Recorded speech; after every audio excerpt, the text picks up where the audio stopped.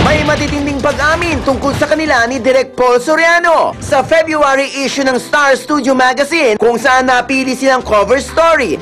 First time ngang isinare ni Tony at Direk Paul ang mga detalye sa kanilang 3.5 years relationship. Sa isang e-live scoop, nireveal ni Tony kung paano sila napapayag ni Direk Paul na i-share ang love story nila. I remember 2006 yung first ever cover ko sa kanila.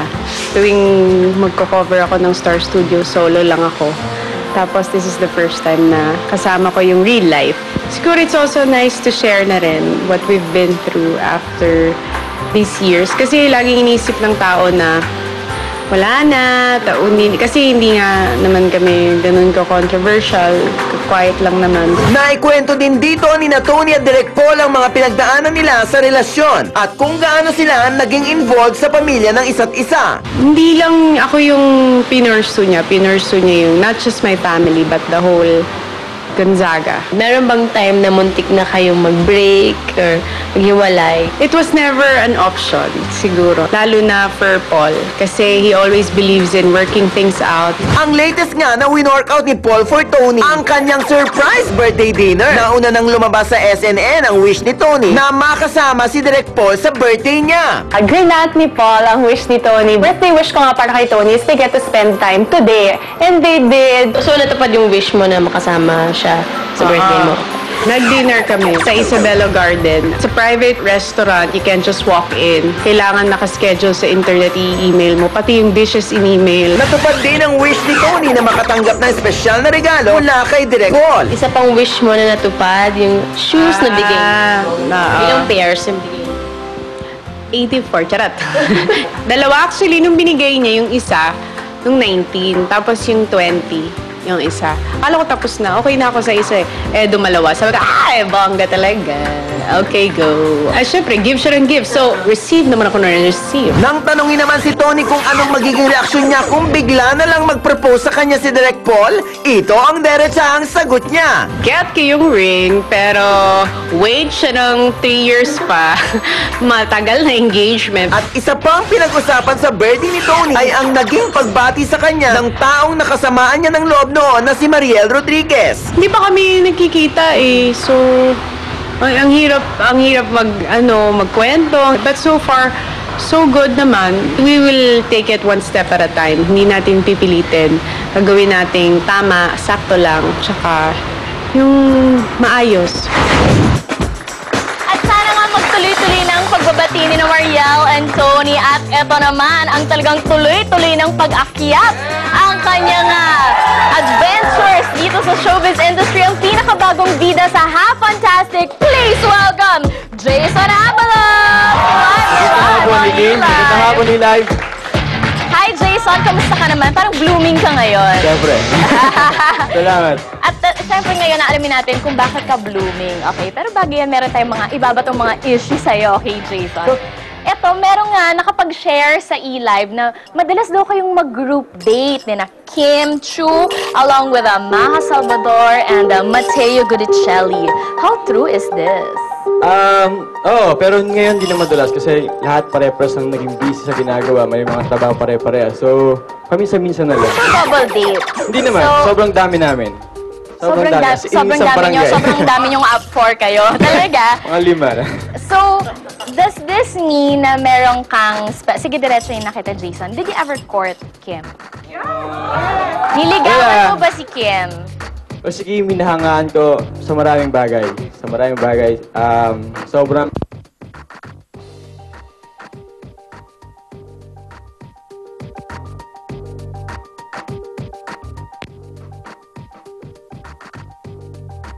Off.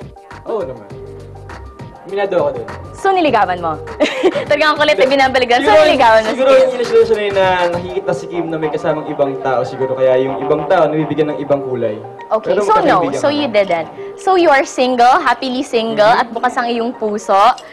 Ito naman na nga, bago nga, ipinapasok sa iyong puso, Jessie Mendiola. Okay, we had Jessie last year. Ang tagal. Last week. At meron siyang na-share sa amin. Bilang napansin namin, parang nagkakabiroan kayo sa Twitter. Ito ang kanyang sinabi. Si birthday niya kahapon. Tapos, inasar ko siya, sabi ko, happy birthday, ikaw na ang heartthrob. Kasi maraming nag-tweet sa akin na, So, tingin mo heartthrob siya. So, tingin mo attractive siya. maraming nasasabi sa akin na heartthrob daw siya. So, inasar ko siya. Kasi Parang hindi ka naniniwala. Actually, feel niya na heartthrob siya. Kaya ikaw na, Jason, napanasin ko ng heartthrob. Ikaw na, Jason. Ikaw na ang sumagot. Para sa akin, sweet. Kasi alam naman niyang marami makakabasa. Alam naman niya magiging issue yun. Pero dahil birthday ko, ginawa pa rin niya para siguro mapagaan yung, papangiti ako, di ba? This is the first time that you guys will be working together, tama? Oo. Pero bakit parang iba yung closeness ninyo? I mean, I would expect this from someone na dati nang nakapagtrabaho together before. Pero bilang ito yung first time ninyong magkatrabaho, bakit parang close na kayong ganyan, no? Hindi kasi sa set ng Agimat, sa set kasi ng Agimat, sila Direk, sila Joem, kami lahat nagbibiruan eh. So si Jessie sinasama namin. Tapos ayun, parang dun na buo hanggang sa naging komportable na kami sa isa't isa, gano'n. Marami naman kami. Do you like Jessie? Do you see, I mean, parang nakikita mo ba na posibleng, itong professional to ay maging personal, Sa ngayon, mahirap sabihin kasi hindi naman ganun katagal yung pinagsamahan namin ni Jessie. But how is it working with her? How's it like? Sobrang gaan katrabaho, sobrang professional, sobrang lahat, baga hindi siya pupunta sa set nang hindi siya handa. And speaking of handa, talagang marami ka preparations na pinagdaanan for this. I-share mo naman sa amin yan, Jason. Ayun, dahil sobrang ma-physical yung Agimat kasi action, so nag-train ako ng konting lang, basic sa martial arts. Alright, well, we're very excited sa kalalabasan ng Biyanong Bulag. Please invite our kapamilyas. Ayun po, mga kapamilya, ang alamat ni Ramon Revilla presents Biyanong Bulag. Weekdays po, starting January 24 after showtime. At kasama ko po dyan, siyempre, si Jessie Mendiola, si Agot Isidro, Dominic Ochoa, Joanne Bascon, Aaron Villaflor, Charis Pineta, at maraming salamat, Aficionado Duos, Faces and Curves. Yes! At meron ka pa mga gusto pasalamatan? Ayun!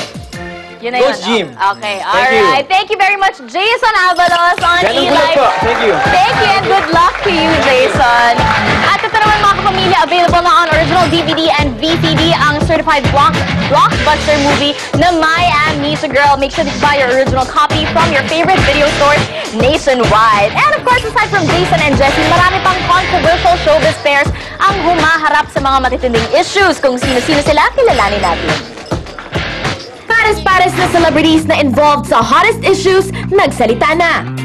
Controversial couple number 1, Melay Cantiveros at Jason Francisco, inaming pressured sila sa kanilang unang pagbibidahang serye. Sa first taping day ng Precious Hearts Romances Presents Mana Po, ay game na sinagot ng dalawa kung handa na ba silang makipagsabayan sa mga daring scenes since ang gagawin nila ay isang PHR series. PHR to, magsasexy na rin kayo. O, pero start na nga ako. Nag-abs nga ako eh. Ako nag-start na rin ako, makita sa aking cleavage, pero wala sila makita. Kaya, nagkalma na lang si Derek. I-expect nyo na full of comedy. May konting romance, tapos may drama. Siyempre, PHR, lahat na dun. Controversial couple number 2. Andy Eigenman at Alvi Casino, constant pa rin ang communication. Matagal-tagal na rin naiintriga ang dalawa na dati di umano magkarelasyon. Ilang beses nang dinenay ni Andy ang issue, pero si Alvi, sa unang pagkakataon, nagsalita na nang ma-interview siya ng E-Live sa pictorial para sa ikalawang yugto ng hit seryeng Mara Clara. We were important to each other. See each other ba naman ng madalas? Actually, I was with her, I think, Tuesday, because her grandma passed away. So I was at the wake. And she was also at my grandpa's wake noong December. So, we still keep in touch. Naman. Naging kayo. Hindi ko alam. I should be saying details about this kasi hindi lang ako yung concerned eh. So, I don't want to say anything na baka ma-put siya in a awkward position. Controversial couple number 3. John Lloyd Cruz at Shaina Magdayaw madalas magpalitan ng mga expensive gifts. Una nang napabalita na nagbigay si Lloydie ng luxury bag at mamahaling watch sa kanyang girlfriend. Pero si Shaina hindi rin magpapatalo sa pagre-regalo kay John Lloyd. And in an E-Live scoop, naikwento ng aktor na sobra niyang nagustuhan ang designer bag na ibinigay sa kanya ni Shaina. Sometimes she gave me a bag. Talagang one of my favorite. Yung Malbec bibili yun. And lagi kong hindi nabibili every time umaalis ako ng bansa. Nung nagpunta siya ng Bangkok, November, ayun, finally, meron na ako. Meron nakuha mo. Siyempre, parang special yung moment na finally, nakuha ko na yung bag na gusto ko. And galing ko sa kanya. I-enjoy ko yung mamili ng, well, talagang hilig ko.